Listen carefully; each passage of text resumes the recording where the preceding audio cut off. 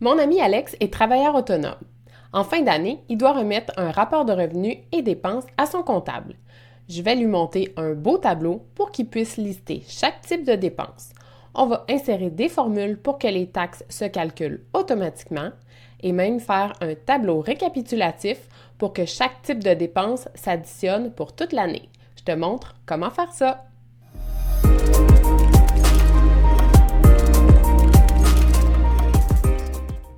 Ce que je veux bâtir, c'est un tableau dans lequel je vais insérer chacune de mes dépenses en la choisissant dans un menu déroulant avec les types de dépenses différentes que je vais avoir au cours de l'année. Je peux indiquer le détail, la date du soin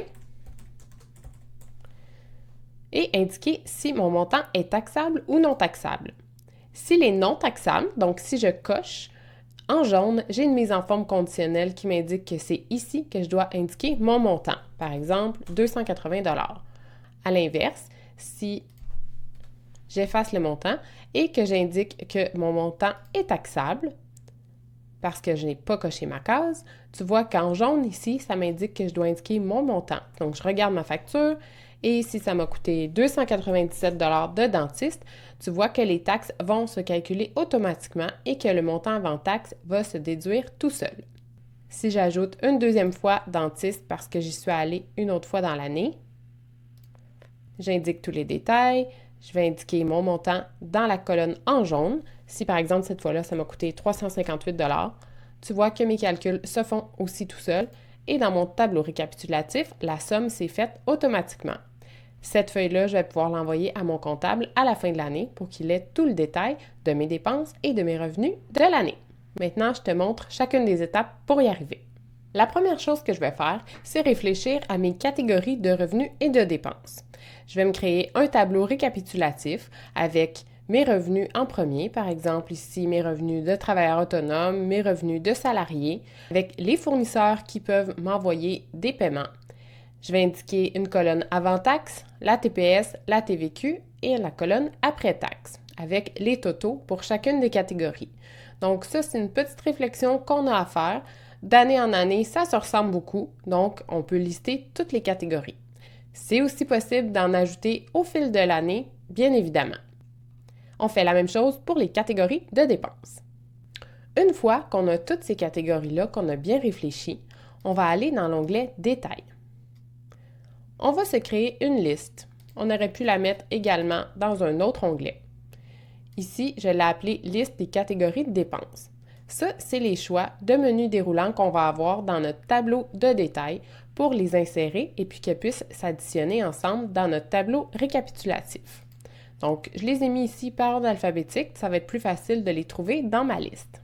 Une fois que cette liste-là est montée, je me suis fait un tableau pour indiquer les détails de chacune de mes dépenses. Ça veut dire que quand je vais avoir une facture à ajouter dans mon tableau, je vais aller choisir la catégorie, ensuite indiquer le détail si j'ai besoin, par exemple c'est pour quel type de dépense ou pour quel événement, la date de ma dépense, et ensuite dans les colonnes suivantes, on va insérer les formules pour que le calcul des taxes se fasse automatiquement. Je sélectionne toute ma première colonne en faisant CTRL, SHIFT, flèche en bas.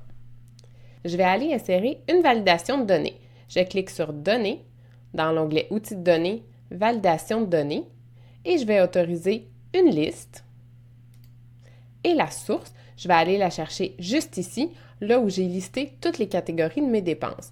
Donc, je peux choisir la première, ensuite CTRL, SHIFT, flèche en bas pour aller chercher la dernière donnée de ma liste. Donc, tu vois que c'est de T2 à T35, toujours en valeur absolue, parce que cette liste-là doit toujours rester la même. Je fais OK. À chacune des cellules de ma première colonne, j'ai un menu déroulant avec toutes les catégories que j'ai créées auparavant. Quand je cherche quelque chose dans la liste, je ne suis pas obligée de la défiler au complet. Je peux simplement écrire les premières lettres et on va me faire des propositions pour les mots qui contiennent les lettres que j'ai écrites. La prochaine étape que je veux faire, c'est insérer une case à cocher dans ma colonne D. Donc, je me positionne sur la première cellule, CTRL, SHIFT, flèche en bas, et puis je vais aller dans mon menu Insertion, case à cocher. Avertissement!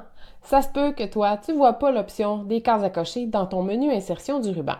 Si tu veux savoir comment l'ajouter, clique ici. Dans mon menu Insertion, case à cocher. Tu vois que mes cases à cocher se sont insérées sur toutes mes cellules qui étaient sélectionnées. Maintenant, je te montre comment ajuster l'entête parce que je veux indiquer à la personne qui utilise le fichier qu'est-ce que ça veut dire quand la case est cochée ou non cochée. Pour ça, j'ai indiqué taxable avec un petit carré et non taxable avec un crochet. Comment j'ai inséré ces deux caractères spéciaux-là? J'ai simplement fait la touche Windows sur mon clavier, suivi du point.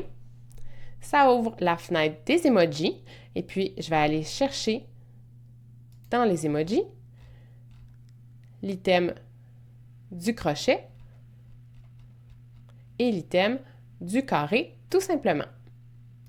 C'est donc maintenant plus facile pour la personne qui utilise le tableau de savoir qu'est-ce que ça veut dire cocher ou non cocher. Tu vois que quand ma cellule est sélectionnée, ça indique faux et quand c'est coché, ça indique vrai. C'est ce qu'on va utiliser comme argument dans nos formules qu'on va mettre sur les colonnes suivantes. Pour savoir où je dois indiquer mon montant en fonction de ma dépense, si elle est taxable ou non taxable, je voudrais que mes cellules avant taxe ou après taxe se mettent en jaune en fonction de si ma case est cochée ou non. Donc, si c'est un montant qui est taxable, je veux indiquer le montant après taxe, ensuite mettre des formules pour que mes taxes se décomposent toutes seules. Et si c'est un montant non taxable, je veux que ma case avant taxe s'indique en jaune parce que c'est là que je vais devoir entrer mon montant. Je sélectionne ma colonne E. Je vais dans Mise en forme conditionnelle, Nouvelle règle. Je vais utiliser une formule. La formule égale si D2, donc ma cellule avec la case à cocher, est égale à vrai. Donc, si c'est vrai et que c'est non taxable, je veux que ma colonne E, qui est le montant avant taxe, se mette en jaune. Donc, mon format remplissage, je vais choisir jaune. Je veux que ce soit applicable sur toute ma colonne, donc je vais garder le D en valeur absolue, mais je vais enlever le signe de dollar qui bloque ma ligne 2. Donc, comme ça va changer sur chacune des lignes, mais ça va garder toujours la colonne D. Donc, si la donnée dans ma colonne D est vraie, applique sur la colonne E qui est sélectionnée la mise en forme suivante. Je fais OK. Tu vois maintenant que si c'est coché, donc si c'est vrai, mon montant avant taxe se met en jaune, alors que si ce n'est pas coché, la mise en forme n'est pas appliquée, donc c'est pas là que je vais entrer mon information. Je vais aller mettre la mise en forme sur ma colonne H également, donc je sélectionne ma colonne H. Je vais dans Mise en forme conditionnelle, Nouvelle règle, avec une formule. Dans ce cas-ci, ce que je veux, c'est si égale D2. Pour changer le type de valeur absolue ou relative, je peux aussi utiliser la touche F4. Si je fais une fois, ça fige ma ligne, mais pas ma colonne. Si je le refais une autre fois, c'est bien ce que je veux. Ça fige ma colonne, mais ça laisse ma ligne relative. Donc, si D2 égale faux, dans ce cas-là, je veux appliquer mon format de remplissage en jaune sur ma colonne H, celle qui est sélectionnée. Je fais OK. Tu vois que si c'est taxable, donc si c'est pas coché, je veux indiquer le montant après taxe, tandis que si c'est coché, c'est plutôt ma colonne avant taxe qui est mise de couleur et celle-là perd sa mise en forme. Petit cours 101 sur comment fonctionnent les taxes au Québec. On a notre montant avant taxe qui est X. On a la TPS qui est de 5 %, donc on fait le montant avant taxe fois la TPS. Ensuite, on a la TVQ qui est à 9,975 %. On fait donc le montant avant taxe fois la TVQ. Et pour calculer le montant après taxe, c'est notre montant initial plus le montant initial fois la TPS plus le montant initial fois la TVQ. Dans ce cas-ci, si avant taxe, ça coûte 1 $, on a 5 sous de TPS, presque 10 sous de TVQ. Et si on arrondit, après taxe, ça donne 1,15 $. Même chose, si j'ai 47 $ avant taxe, taxe incluse, ça me donne 54,4 $. Maintenant, comment je vais faire pour calculer le montant avant taxe si j'ai seulement le montant après taxe?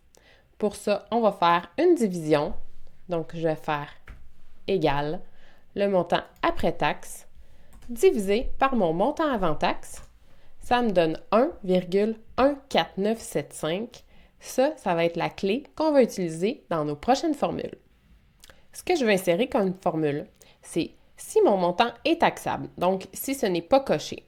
À ce moment-là, je vais indiquer mon montant total après taxe dans la cellule ici. Une fois que mon montant va être indiqué, par exemple 1,15, je veux que dans ma cellule E, les taxes soient enlevées. Donc, du montant final à 1,15, je veux savoir c'est quoi mon montant initial. La clé que j'ai calculée auparavant, je vais l'indiquer ici. Donc, 1,14975. Si mon montant est non taxable, donc si ma case D2 n'est pas cochée, je vais indiquer mon montant après taxe ici. Donc, si j'écris 1,15, je veux que la formule qui s'indique juste ici soit égale. Si mon test logique, donc si D2 égale faux, à ce moment-là, prends l'information de H2 et divise-la par 1,14975. On va mettre cette donnée-là en valeur absolue. Sinon, indique-moi rien. Donc, des guillemets vides. Je ferme la parenthèse. Tu vois ici que comme j'ai aucun montant d'indiqué dans ma colonne H, j'ai une erreur de valeur. Pour éviter d'avoir une apparence d'erreur, je vais ajouter une autre formule à l'extérieur de celle que j'ai déjà entrée. Je vais commencer par si erreur. J'ouvre la parenthèse. Donc, mets-moi la formule que j'ai déjà entrée et la valeur si erreur. Donc, j'ajoute un point virgule. S'il y a une erreur, indique-moi rien, entre guillemets. Je ferme la parenthèse. Donc, tu vois que plutôt que d'avoir une erreur de valeur dans cette colonne-là, si j'ai aucun montant d'entrée dans ma dernière colonne, ici, il va simplement rien indiquer. Maintenant, pour indiquer ma TPS, je vais dire égal. Si ma valeur de D2 égale faux, à ce moment-là, calcule-moi la valeur avant taxe fois 5%, donc 0,05. Et sinon, indique-moi rien. Je ferme la parenthèse. Encore une fois, j'ai mon erreur de valeur, donc autour de cette formule-là, si erreur, à ce moment-là, indique-moi rien. On fait la même chose pour la TVQ, donc égal, si erreur. La formule que je vais mettre, si D2 égale faux, à ce moment-là, la valeur si vrai, c'est E2. Tu vois qu'il y a du texte écrit par-dessus, donc je ne suis pas capable d'aller cliquer directement. Je peux cliquer ailleurs et monter mon curseur pour me rendre à la bonne cellule. Fais E2 fois 0,09975 et sinon, indique rien. Je ferme ma parenthèse pour la formule-ci et j'indique point virgule, valeur si erreur, indique-moi rien. Je ferme la parenthèse, Enter. Dans ce cas-ci, ma TVQ serait de 10 sous. Tu vois que mon montant avant taxe est de 1 $, plus 5 sous de TPS, plus 10 sous de TVQ, qui donne mon montant après taxe de 1,15. Si, comme tout à l'heure, je changeais le montant et que j'indiquais, par exemple, 54,4, mes calculs seraient ajustés et puis avant taxe, ça serait 47 avec 2,35 de TPS et 4,69 de TVQ. Si je coche que ma dépense est non taxable, à ce moment-là, ma cellule devient jaune dans la colonne avant taxe et je vais indiquer simplement mon montant. J'ai aucune formule qui vont se transférer dans les autres colonnes parce qu'on ne calcule pas de TPS, pas de TVQ et pas de montant après taxe. Quand je vais entrer mes dépenses, je vais choisir dans quelle catégorie ça va. Par exemple, pour ma comptabilité, ici, je peux indiquer que c'est pour mon dentiste. Si j'entre une autre dépense de comptabilité à nouveau, que j'indique le montant après taxe, par exemple, ça m'a coûté 100 $, je vais aller voir dans mon tableau récapitulatif. Tu vois qu'à comptabilité, ça a additionné mes deux dépenses. Je te montre comment on va faire ça. Voici la formule à insérer pour que ça additionne toutes les données de mon tableau de détail s'il y a Studio Tapis Rouge qui apparaît. Pour ça, on va utiliser la formule somme.si.ensemble. J'ouvre la parenthèse. Quelle est la plage de données que je veux additionner? Dans mon cas, c'est dans mon tableau de détail et c'est toute ma colonne avant taxe. Je choisis toute ma colonne. Quelle est ma plage de critères? Mes critères, c'est ma colonne A avec mes catégories de revenus. Donc, je reviens tout en haut et ce que je veux, c'est la plage de critères de ma première colonne. Quel est mon critère? Je retourne dans mon tableau récapitulatif et je veux que mon critère, ce soit celui qui est défini dans ma colonne A. Je peux fermer la parenthèse et je fais Enter. Tu vois que si j'ai Studio Tapis Rouge, ça va me faire la somme ici. Je fais le test. Si j'ajoute Studio Tapis Rouge et que je mets un montant de 100 $, avant taxe, on a 86 et 98. Je vais dans mon tableau récapitulatif. Tu vois que les détails se sont transférés ici. J'ai utilisé les mêmes formules pour les autres colonnes autour, donc la somme ci ensemble, avec la plage dans laquelle je vais aller chercher mes informations. Dans mon cas, c'était ma colonne TPS. Ensuite, quelle est ma plage de critères? Donc, c'est ma colonne 1 avec mes catégories de revenus et de dépenses. Et quel est mon critère? C'est celui qui est dans ma page récapitulative, donc la colonne A, qui détermine le critère pour lequel je cherche à additionner tous les montants. Je fais la même chose pour la TVQ et pour les montants après taxe. Je vais faire ça pour chacune de mes catégories. Finalement, ici, je vais simplement insérer des sommes de chacun de mes groupes. Ici, j'ai mon grand total de mes revenus parce que j'ai additionné mes lignes de totaux de chacun de mes sous-groupes. Et je fais la même chose pour mes dépenses en additionnant le total par catégorie que j'ai mis sur des lignes rouges. Maintenant, j'ai mon total pour l'année et mon détail de chacune de mes dépenses et de mes revenus que j'ai eu au cours de l'année. Je peux envoyer tout ça à mon comptable au lieu de lui envoyer une boîte à souliers remplie de factures. Si je récapitule, j'ai commencé par créer la liste de tous mes postes de revenus et de dépenses. Je me suis fait un tableau pour insérer tout le détail. La première colonne, j'ai ajouté une validation de données pour aller chercher chacune des catégories que j'ai mis dans ma liste. Je me suis aussi préparé un tableau récapitulatif par catégorie que je vais pouvoir ensuite envoyer à mon comptable. Dans mon tableau de détail, je me suis créé une colonne pour indiquer si mon montant est taxable ou non taxable.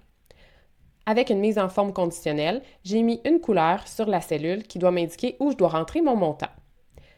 J'ai fait mon calcul pour savoir comment diviser mes taxes par rapport au montant taxes incluses pour connaître le montant avant taxe. Une fois que j'avais cette information-là, j'ai pu utiliser la donnée pour la mettre dans ma formule. Si ma dépense est taxable, je vais indiquer mon montant total dans la colonne avec taxe. Dans ma colonne avant taxe, je vais mettre une formule pour calculer le montant après taxe divisé par notre clé de division. Autour de cette formule-là, je vais rajouter la formule si erreur pour éviter d'avoir des erreurs de valeur avant d'avoir des montants dans mon tableau. Une fois que mon montant avant taxe est calculé, j'ajoute une formule sur la colonne TPS et une autre formule sur la colonne TVQ. Si jamais mon montant n'est pas taxable, j'ai simplement à indiquer le montant tel quel dans la colonne avant taxe et il n'y a rien d'autre qui va s'indiquer dans les colonnes suivantes. Finalement, dans mon tableau récapitulatif, je vais mettre une formule somme si ensemble. On va aller faire la somme des valeurs de mon tableau de détail seulement pour les lignes qui contiennent l'information que j'ai répertoriée dans mon tableau récapitulatif. Ça fait plusieurs manipulations, mais une fois que ton fichier est monté, c'est facile de le réutiliser d'année en année. Si jamais tu veux ajouter des catégories de nouvelles dépenses, tu vas simplement les insérer à ta liste de départ. Les nouvelles catégories vont donc faire partie de ta validation de données et tu vas simplement avoir à les ajouter à ton tableau récapitulatif pour en faire le total comme tes autres catégories qui étaient là auparavant. Je suis certaine que ton comptable va te remercier d'avoir un fichier aussi en ordre.